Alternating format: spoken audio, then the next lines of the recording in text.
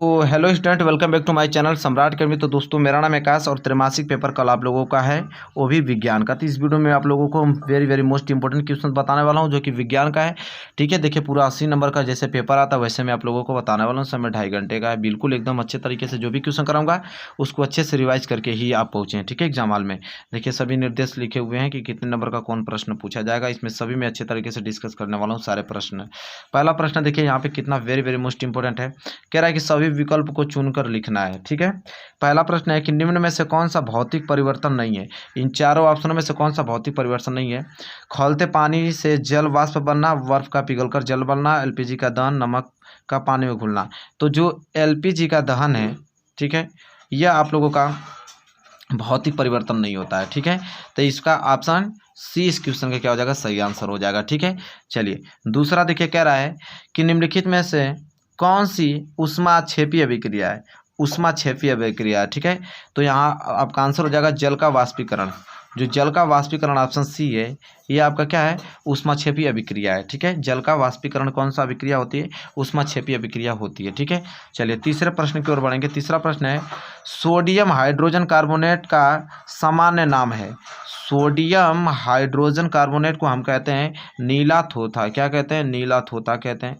इसलिए option D इस question का क्या हो जाएगा, सही आंसर। सोडियम हाइड्रोजन कार्बोनेट को क्या कहते हैं, नीला थोथा कहते हैं। ये बात आपको याद होनी चाहिए। चलिए अगले क्वेश्चन के, क्वेश्चन नंबर 4। क्वेश्चन नंबर 4 है सिरके में कौन सा अम्ल उपस्थित होता है, बताइए। सिरके में कौन सा अम्ल उपस्थित होता है, तो लैक्टिक अम्ल। क्या, ऑप्शन डी लैक्टिक अम्ल उपस्थित होता है। सिरके में कौन सा, तो लैक्टिक अम्ल उपस्थित होता है। ठीक है, आई होप आपको क्लियर हो गया होगा क्वेश्चन नंबर 4। ठीक है, चलिए क्वेश्चन नंबर 5 की तरफ बढ़ चलते हैं। क्वेश्चन नंबर 5 है चींटी के डंक में कौन सा अम्ल उपस्थित होता है। चींटी के डंक में कौन सा अम्ल उपस्थित होता है, तो मैथोनिक अम्ल। ठीक है, ऑप्शन सी इस क्वेश्चन का क्या हो जाएगा, सही आंसर, मैथोनिक अम्ल। ठीक है, आई होप आपको क्वेश्चन नंबर 5 क्लियर हो गया होगा। क्वेश्चन नंबर 6 की तरफ बढ़िए। ठीक है, आप देखिए यहाँ पे आपको उत्तर देना पड़ेगा। अम्ल का जलीय विलयन का चालन करता है।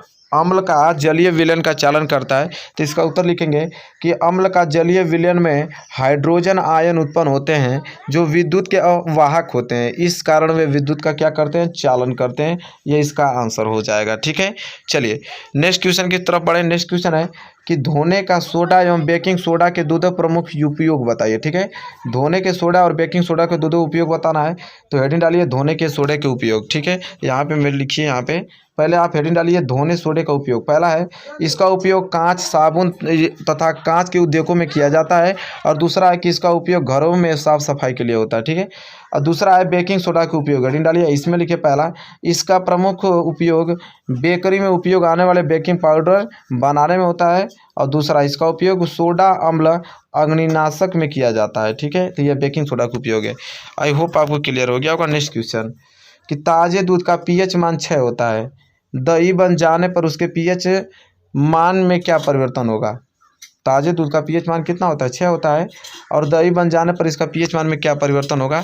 तो ये सारी चीज़ें देखिए, उत्तर क्या लिखेंगे, दही बन जाने पर पीएच मान घट जाएगा, क्योंकि दही में अम्ल होता है जिससे दूध में हाइड्रोजन आयनों का सांद्रण बढ़ जाएगा।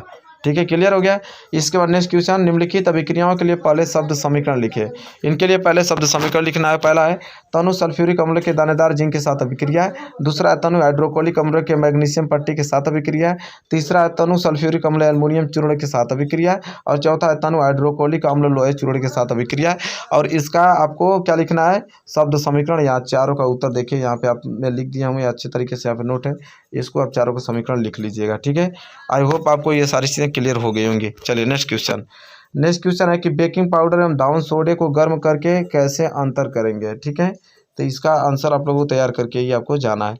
फिर कह रहा है कि मूत्र निर्माण की क्रिया विधि बताइए। तो यहाँ मूत्र निर्माण की क्रिया विधि हेडिंग डाल के लिखना है कि वृक्क धमनी वृक्काणु को नलिका, केशिका एवं गुच्छ से छने हुए मूत्र को एकत्रित कर लेती है। ऐसे प्रारंभिक नियंत्रण कुछ उपयोगी पदार्थ ग्लूकोज, अमोनिया अम्ल, लवण प्रचुर मात्रा में जल रह जाते हैं। नलिका में मूत्र जैसे आगे बढ़ता है, इन पदार्थों के चयनित पुनरावशोषण हो जाता है। मूत्र प्रत्येक विक्राणु नलिका के संग्राहक मूत्र वाहिनी में एकत्रित हो जाता है, जहाँ मूत्राशय में जाकर एकत्रित हो जाता है। ये इसका आंसर है। ठीक है, आई होप आप ये प्रश्न सारे क्लियर करके जाने आपको।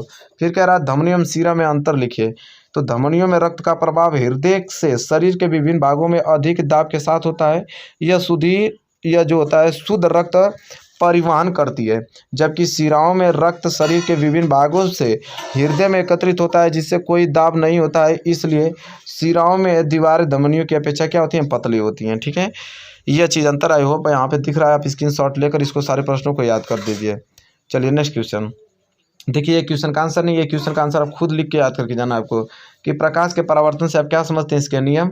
अम्ल और क्षार के दो रासायनिक गुण लिखिए। तीसरा, हमारे शरीर में वसा का पाचन कैसे होता है।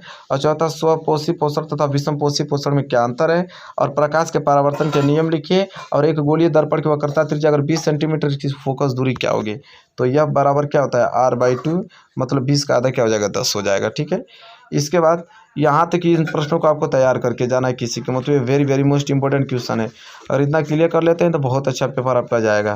मेरे प्यारे विद्यार्थी, वीडियो कैसी लगी, वीडियो अच्छी लगी तो प्लीज़ लाइक कीजिए और चैनल पर नए हैं तो चैनल को सब्सक्राइब करके साथ ही साथ बेल आइकन को भी प्रेस कर लें।